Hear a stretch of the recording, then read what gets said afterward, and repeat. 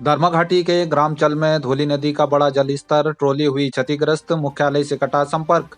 क्षेत्र में हो रही बारिश से धौली, गौरी और काली नदियों के साथ ही स्थानीय छोटी नदियों का जलस्तर भी बढ़ रहा है, जिससे ग्रामीणों की मुश्किलें बढ़ रही हैं। तेज बारिश के कारण धौली नदी में गुरुवार को बड़े जलस्तर के कारण चलगांव को मुख्यालय व रोड मार्ग से जोड़ने वाली ट्रॉली बह जाने की सूचना से 50 से अधिक ग्रामीणों का अन्य क्षेत्र से संपर्क कट गया है, जिसकी सूचना उप प्रधान दिनेश चलान ने प्रशासन को दी थी। शुक्रवार को बारिश रुकने पर ग्राम प्रधान सरस्वती देवी ने चल ग्राम के हेमंत, जगदीश, सुरेश और सुपो इन 4 युवाओं को मौके में भेजा। युवाओं ने ट्रॉली को नदी के बीच फंसा देखा। युवाओं ने हिम्मत दिखाते हुए ट्रॉली को धौली नदी के बीच से किसी तरह खींचकर किनारे पर लाए हैं। युवाओं ने बताया है कि ट्रॉली और एक साइड का अपार्टमेंट क्षतिग्रस्त हो गया है। उप जिलाधिकारी दिवेश सासनी के निर्देश पर शुक्रवार को पीडब्ल्यूडी के एई ओपी गोस्वामी, जेई अंकित सिंह और उप प्रधान दिनेश चनाल की टीम निरीक्षण के लिए ग्रामचल के लिए रवाना हुए थे, लेकिन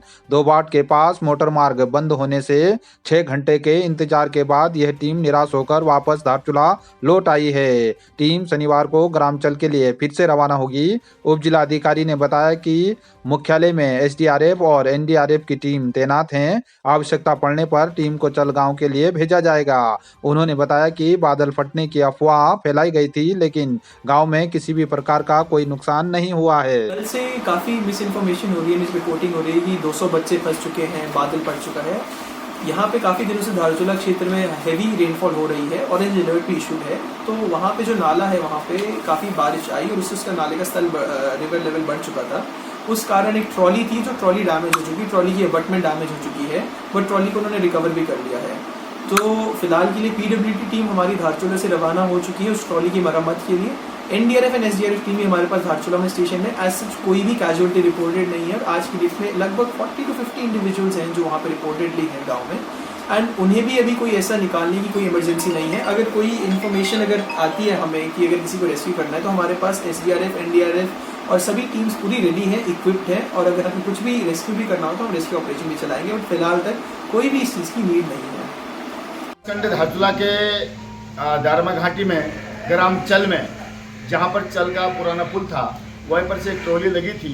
जलस्तर बढ़ने से ट्रॉली नदी में बह गई है और साथ ही थोपा नाले में जलस्तर बढ़ने से पैदल मार्ग भी बाधित हो गया है। और इस विषय में शासन प्रशासन से मैंने अवगत कराया और जिलाधिकारी महोदय और उप जिलाधिकारी महोदय से भी अनुरोध किया। उन्होंने बताया कि एसडीआरएफ और एनडीआरएफ की टीमें भेज दी गई है और पुनः मैंने अनुरोध किया कि यदि वहाँ पर कोई इस प्रकार की जनानी हुई हो या आदमी में फंसे हों तो मौसम ठीक होने पर हेली की व्यवस्था कर दी जाए, जिन्होंने उन्हें आश्वासन दिया है कि हम वो व्यवस्था भी करेंगे। और माननीय सांसद क्षेत्र के अजय टमटा जी का भी फ़ोन आया, उन्होंने इस बारे में जानकारी दी और मेरे को तत्काल इस प्रकार की घटना होने पर शासन प्रशासन के साथ घटनास्थल पहुँचने का आदेश हुआ है। और मैं प्रयास करूँगा कि अगर इस प्रकार से कोई जनहानि हुई हो या लोगों को बचाव कार्य हो तो भारतीय जनता पार्टी की टीम उस क्षेत्र में जल्द से जल्दी जाएगी। टनकपुर तवाघाट राष्ट्रीय राजमार्ग में 24 घंटे के बाद सुचारू हुआ यातायात, लोगों ने ली राहत की सांस। क्षेत्र में हो रही बारिश सीमांतवासियों के लिए मुसीबतों का सबब बन गई है। टनकपुर तवाघाट राष्ट्रीय राजमार्ग के अंतर्गत दोबाट के पास 24 घंटे के बाद शाम 4 बजे शुक्रवार को यातायात सुचारू हुआ। वहीं नया बस्ती के पास एनएच में भारी भूस्खलन होने से 16 घंटे तक धारचूला मुख्यालय का संपर्क जिला मुख्यालय से कटा रहा, जिसके चलते दर्जनों वाहन जाम में फंसे रहने से स्थानीय यात्रियों की मुश्किलें बढ़ गई। घंटों के बाद एनएच में यातायात सुचारू होने से फंसे यात्रियों ने राहत की सांस ली। आपको बता दें कि क्षेत्र में हो रही बारिश से एनएच में भूस्खलन के चलते मार्ग बंद होने का सिलसिला कई स्थानों पर जारी है। 1 जुलाई को धारचूला मुंशियारी में गैर हाजिर शिक्षकों को खंड शिक्षा अधिकारी ने जारी किया कारण बताओ नोटिस। खंड शिक्षा अधिकारी आसाराम चौधरी के द्वारा 1 जुलाई को लंबे अवकाश के बाद विद्यालय खुलने पर गैर हाजिर रहने वाले धारचूला मुंशियारी के गैर हाजिर शिक्षकों को उनका 1 दिन का वेतन क्यों न रोका जाए, इसके लिए कारण बताओ नोटिस जारी किया है। पहली तारीख को संरक्षण करने के लिए डायरेक्टर महोदय का लेटर आया हुआ था, पहली तारीख को संरक्षण किया जाए। उसी क्रम में हमारे द्वारा भी यहाँ के धारचूला इलाके के विद्यालयों का पहली तारीख निरीक्षण किया गया।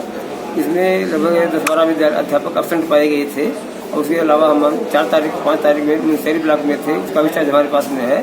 तो वहाँ का निरीक्षण किया था, तो वहाँ पर 2 इंटर कॉलेजों में देखा कि वहाँ 70% से ज़्यादा टीचर जो है उस दिन अब्सेंट पाए गए थे। तो हमने दोनों ब्लॉकों के लिए जनरल लेटर जारी किया है। जो टीचर पहली तारीख को स्केल पे दिखा रखे हैं, जिनको दिखाया गया है या एब्सेंट है, उनका स्पष्टीकरण कॉल किया गया है कि उनका 1 दिन का वेतन क्यों ना रोक दिया जाए। ऐसा हमने दोनों ब्लॉकों के लिए जारी कर रखा है, प्राइमरी और जूनियर माध्यमिक सब स्तर के लिए। चीन सीमा से लगे धारचूला तथा मुनस्यारी विकासखंड में बिना प्रतिस्थानी के दर्जनों शिक्षकों को कार्यमुक्त कर दिया गया है। जबकि हम लोग जिलाधिकारी से मिले थे और निर्देशक माध्यमिक शिक्षा से भी हमने इस बात को रखा था और सभी अधिकारियों ने इस बात को कहा था कि बिना प्रतिस्थानी के किसी भी शिक्षक को कार्यमुक्त नहीं किया जाएगा।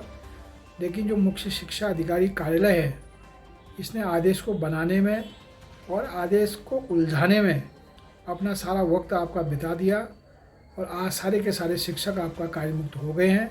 सीमांत के स्कूल खाली हो गए हैं, वहाँ के बच्चों का भविष्य चौपट हो रहा है।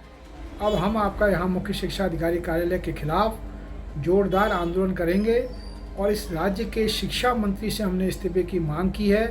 जो शिक्षा मंत्री 6 सालों के भीतर यहाँ के विद्यालयों में शिक्षक नहीं दे पाया है, दुर्गम के विद्यालयों की स्थिति ठीक नहीं कर पाया है, उसे अपने पद में रहने का कोई अधिकार नहीं है।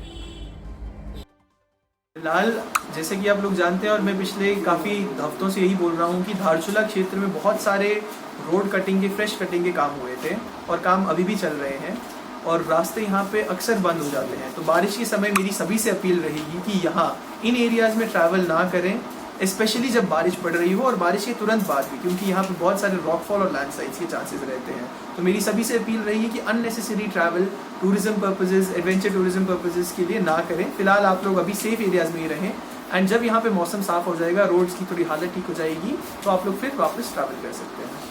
सर जैसे 200 ये एक बहुत बड़ी मिस इन्फॉर्मेशन है कि 200 बच्चे फंसे हैं। 200 बच्चे उस गांव में हैं भी नहीं, कुछ ही लोग, अराउंड 40 to 50 लोग होंगे जो वहाँ पे अभी होंगे।